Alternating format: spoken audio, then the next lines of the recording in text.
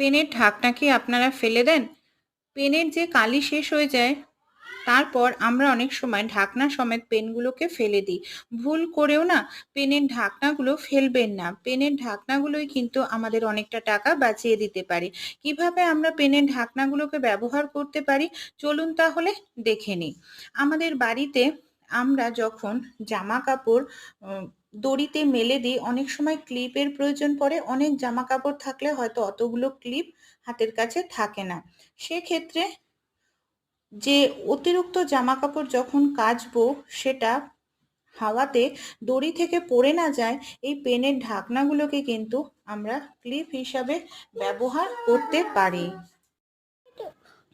আপনারাও এই ছোট্ট টিপসটি অ্যাপ্লাই করে দেখতে পারেন। আইডিয়াটি ভালো লাগলে অবশ্যই ট্রাই করে দেখবেন।